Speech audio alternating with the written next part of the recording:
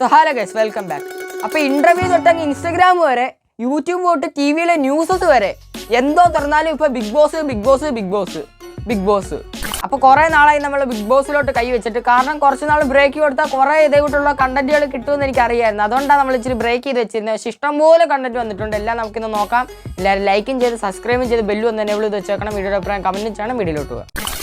Okay, first ഈ റിയാസിന് നാണം ഉണ്ടോ എന്നുള്ളത്.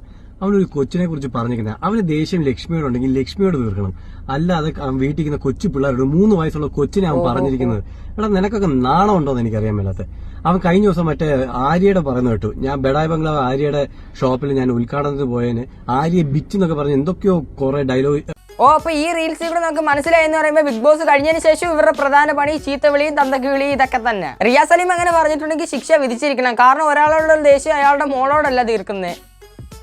അതിനുള്ള വിവരം പോലും ഇല്ലയോടാ നിനക്ക്? ഇല്ലില്ല, നമ്മൾ അത് പറയില്ലേ. കാരണം പുള്ളിക്കാരനുള്ള വിവരം എന്ന് പറയുമ്പോൾ ഫോണും എടുത്ത് വെച്ച് കുറച്ച് ക്യൂട്ട്നെസ് വിട്ടിട്ട് മാച്ചി മാമ സൈറ്റ് അടിച്ച ഇതേ പറ്റത്തുള്ളൂ പുള്ളിക്കാരനെ കൊണ്ട്. എന്തായാലും വിവരമില്ലാത്തവന്മാരെ കുറിച്ചൊന്നും പറഞ്ഞിട്ട് കാര്യമില്ല. അടുത്ത റീൽസ് കാണാം. Do you have a problem talking to me? No, I don't. ഇതെങ്ങനെയാണോ ഗസ്റ്റ് വരുമ്പോൾ ബിഹേവ് ചെയ്യുന്നത്? ഞാൻ ഇങ്ങനെ തന്നെ എപ്പോഴും ബിഹേവ് ചെയ്യുന്നത്. Oh my god, Riyas Saleem in Bigg boss.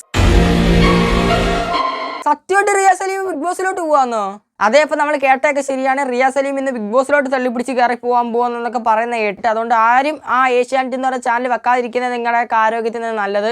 എന്തായാലും ബിഗ് ബോസുകാരെ അടിയിൽ എഴുതി കെടുത്തു കഴിഞ്ഞാൽ നല്ലതായിരിക്കും. സംഭവം എന്താണെന്ന് വെച്ച് കഴിഞ്ഞാൽ ബിഗ് ബോസ് ഒരു ടാസ്ക് കൊടുക്കുകയുണ്ടായി, ഹോട്ടൽ മാനേജ്മെന്റ് എന്ന് പറഞ്ഞ്. അതിൻ്റെ ഭാഗമായിട്ട് ഗസ്റ്റായിട്ട് വരുന്ന ഈ റിയാസ് സലീം. ഇതിന് മുമ്പ് 2 ഗസ്റ്റ് വന്നത് നമുക്ക് പരിചയപ്പെടാം. എന്തായാലും എൻ്റെ ഒരു അഭിപ്രായത്തിൽ ഇവനെ അതിനകത്തോട് കയറ്റി വിടല്. അവിടെ പോയി കിടന്ന് ഇറക്കും കുറെ ക്യൂട്ട്നെസ്. പ്ലാച്ചിന്നുള്ള ഭാവയൊക്കെ അതൊക്കെ ഭയങ്കര ക്രിഞ്ചായിട്ട് എനിക്ക് ഫീൽ ചെയ്തായിരുന്നു. എൻ്റെ പൊന്ന് ഷിയാസ് അണ്ണന് മാത്രമല്ല ഞങ്ങൾക്ക് എല്ലാവർക്കും തോന്നിയായിരുന്നു, എന്തു പാവം വെച്ച് അനുമോൾ അതിനകത്ത് കിടന്ന് കാണിക്കുന്നേ. ചിലപ്പോൾ അതും അവരുടെ ഗെയിം ആയിരിക്കും. കാരണം അതിനുള്ള പ്രായം വലിയ ഉള്ളൂ. കൊച്ചു കുഞ്ഞ് ഫീൽ ചെയ്തായിരുന്നു. പാവ എടുത്തോണ്ട് അങ്ങോട്ട് പോവാ.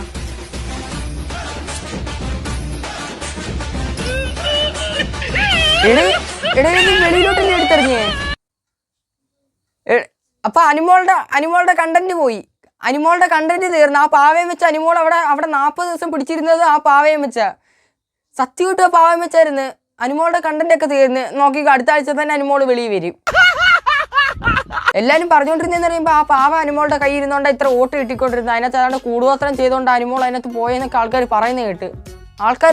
ഞാൻ പറഞ്ഞതല്ല. എന്തായാലും ഇന്നലെ ബിഗ് ബോസ് ഹോട്ടലിൽ എന്ന് പറഞ്ഞ ആ ടാസ്കിനകത്ത് കയറ്റി വിട്ട 2 ചീഫ് ഗസ്റ്റ് എന്ന് പറയുമ്പോൾ ഒന്ന് ഷിയാസും ഒന്ന് ശോഭ എന്ന് പറഞ്ഞ നമ്മുടെ ബിഗ് ബോസിലെ 4ാമത്തെ സീസണിലെ കണ്ടസ്റ്റന്റും കൂടെ. 4ാമത്തെ അല്ല 5ാമത്തെ സീസണിലെ കണ്ടസ്റ്റന്റും കൂടെ. എന്തായാലും ശോഭ ചേച്ചി അവിടെ പോയി ആദിലയുടെ അടുത്തും ഞോറയുടെ അടുത്തും സംസാരിച്ചുകൊണ്ടിരുന്ന സമയം കളഞ്ഞ സമയത്ത് ഷിയാസണ്ണ അവിടെ പ്രയോജനമുള്ള സംഭവങ്ങളാണ് ചെയ്ത് കൂട്ടി. എന്തായാലും ഇനി നമുക്ക് കാത്തിരുന്ന് അറിയേണ്ട കാര്യം എന്ന് പറയുമ്പോൾ ആ പാവ തിരിച്ച് കിട്ടുമോ? എൻ്റെ ഒരു അഭിപ്രായത്തിൽ മിക്കവാറും അത് ശനിയാഴ്ച ലാലേട്ടനായിരിക്കും കൊണ്ടു കൊടുക്കുന്നത്. അതും ചിലപ്പോൾ ഒരു കണ്ടന്റ് മൈൻഡ് ആയിരിക്കും. പ്രേക്ഷകരായ നിങ്ങളുടെ വോട്ടിംഗ് പ്രകാരം ബിഗ് ബോസ് വീട്ടിൽ നിന്ന് എവിക്റ്റായി വരുന്ന അടുത്ത ആളെ നമുക്ക് സ്വാഗതം ചെയ്യാം. പ്ലാച്ചി.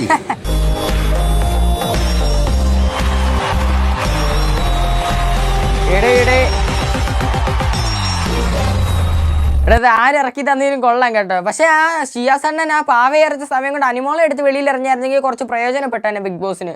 കാരണം ഇതൊന്നും കാണണ്ടായിരുന്നല്ലോ. പാവ പോയെങ്കിൽ എന്തു അനുമോളിനി അടുത്ത വിഷയം ഇറക്കും. എന്നെ പിച്ചി, എന്നെ നുള്ളി മാന്തി ഇതൊക്കെ ഇറക്കും അനുമോള്. കാരണം ആ പ്രായമല്ലേ ഉള്ളൂ, കൊച്ചു കുഞ്ഞല്ലയോ. ഓക്കെ,